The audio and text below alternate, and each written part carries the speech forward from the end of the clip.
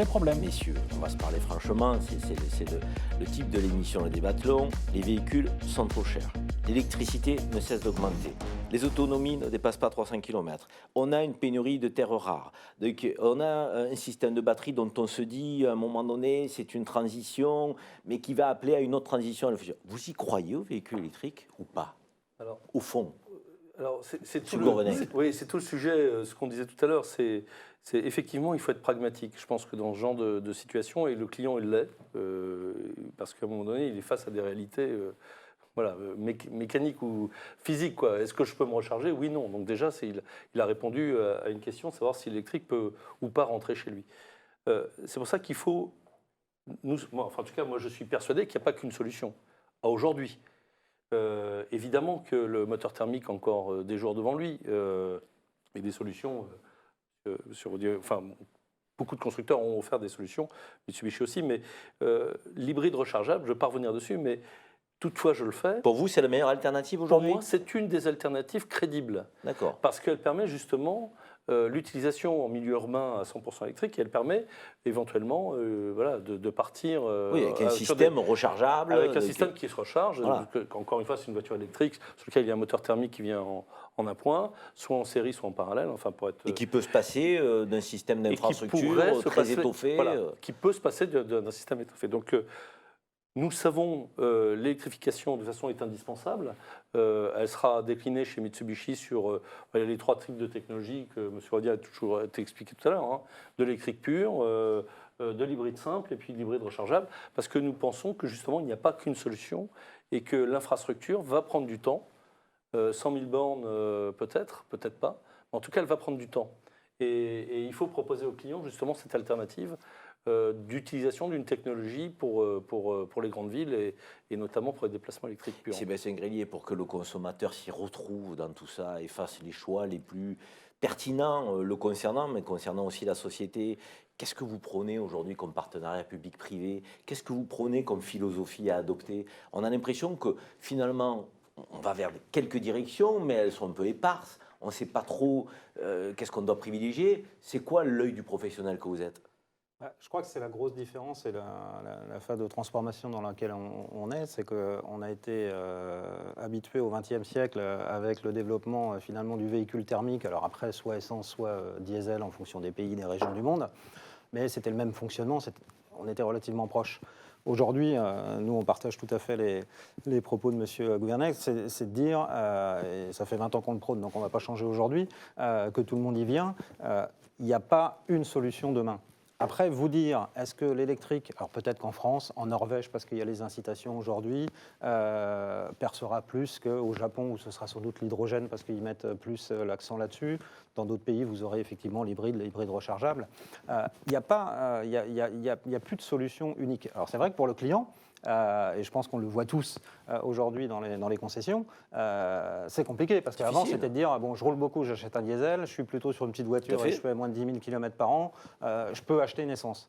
Aujourd'hui, effectivement, c'est ah oui, alors, toute la semaine je pourrais rouler en véhicule électrique à batterie, mais comment je fais le week-end et puis il y a les vacances. Donc c'est vrai que ça prend du temps. Enfin, nous, on l'a expérimenté avec l'hybride depuis 20 ans maintenant. Il faut convaincre et il faut surtout savoir répondre finalement aux attentes des clients.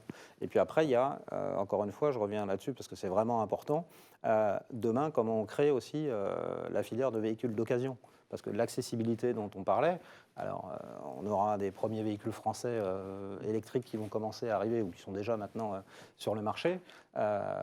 C'est cette accessibilité-là qui va permettre justement de démocratiser au fur et à mesure ces technologies, mais ça ne va pas se faire en 6 mois. François Roudier, comité des constructeurs français de l'automobile, membre de l'Organisation internationale de l'automobile, est-ce qu'on anticipe déjà l'après-électrique ou pas? Parce que, vu la pénurie vers laquelle on va, à un moment donné, on va se trouver confronté, on le sait, donc les métaux rares, est-ce qu'on est dans une phase de transition, j'allais dire, un peu intermédiaire, qui va nous amener à opérer vers une autre transition? Et quelle est-elle, cette autre transition? Et surtout, il faut voir le monde, pas uniquement en étant européen, même, je dirais même français, peut-être même parisien, si je réduis encore plus. Le monde de la mobilité, il est complètement différent de celui qu'on peut vivre à l'intérieur du périphérique.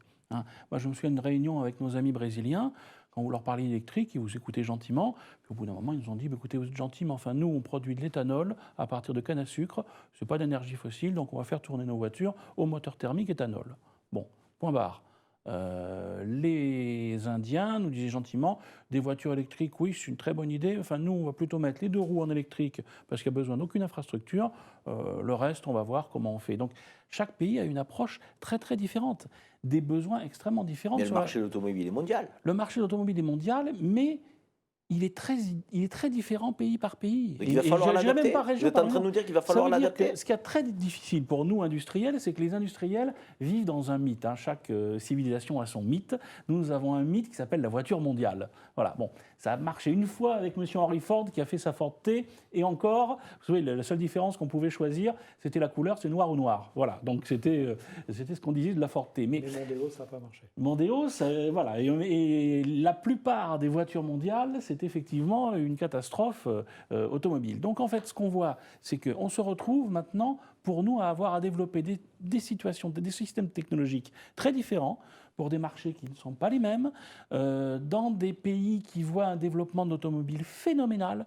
Je parlais à mes amis indonésiens, la moitié de leur population a moins de 30 ans, la seule chose que ces gens veulent, c'est une automobile. Donc allez leur parler d'autopartage, ils veulent leur auto à eux. Et comme ils nous ont dit, en plus, ces jeunes, si on ne leur permet pas de consommer, ils prennent un fusil et ils se révoltent. Voilà. Donc on a des approches tellement différentes que nous, industriels, nous devons investir partout. Et vous avez un exemple qui vous montre quand même cette difficulté pour les industriels, c'est la consolidation du secteur. Regardez le nombre d'entreprises qui deviennent de très grosses entreprises. Hein, Mitsubishi, Nissan, Renault, Toyota qui est devenu le numéro 1, le groupe Volkswagen.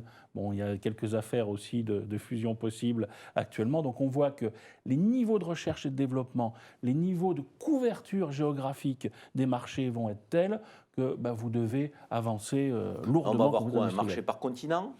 Ça peut même être un marché par pays. Vous savez, c'est très très difficile. Je voyais l'usage de l'automobile. Industriellement, c'est possible ça ? Mais de faire du sur-mesure par État-nation ? Il y a une chose qui est commune à nous tous les constructeurs automobiles, c'est la concurrence. La concurrence est freinée. Si vous ne le faites pas, votre voisin le fera. Hein.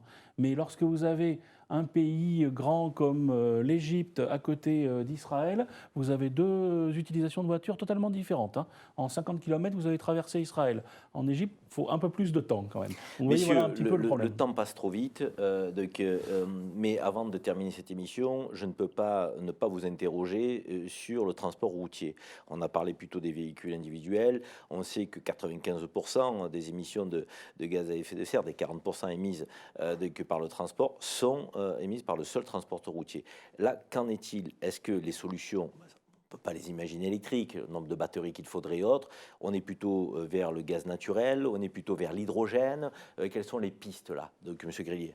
Alors, je crois que vous avez donné les 2 éléments de réponse. On sera, et pour ce qui concerne l'hydrogène, finalement, on est parti et on a commencé les recherches sur la voiture particulière et on se rend compte déjà depuis quelques années qu'aujourd'hui, c'est une solution qui viendra plutôt pour les véhicules lourds. Nous, on les réserve pour les gros véhicules, type SUV ou grosses berlines, mais les véhicules utilitaires, les camions, les bus, et puis on voit avec Alstom ou d'autres par exemple les trains. Et donc c'est certainement des solutions intéressantes parce qu'en plus par rapport aux problèmes d'infrastructure, tous ces véhicules ont un avantage, c'est que vous êtes tout de suite sur des gros volumes de kilomètres, des gros volumes en quantité de véhicules, et donc vous amortissez très vite l'investissement dans une station d'hydrogène ou dans une station de gaz naturel, par exemple, par rapport à la voiture particulière où il faut répondre, comme on l'a dit depuis tout à l'heure, à une multitude d'attentes différentes de consommateurs. Très bien, mais écoutez, je crois qu'on a quand même fait le tour d'une situation complexe, mais j'espère que cet éclairage vous aura permis d'y voir un peu plus clair. Nous avons évoqué que les solutions dans un temps court, mais aussi au moyen terme, véhicules individuels, mais aussi transport routier. Nous vous remercions de votre fidélité sur Agora News Mobility. Merci Yves pour nous avoir préparé cette émission et je vous dis à très bientôt pour un nouveau Débathlon.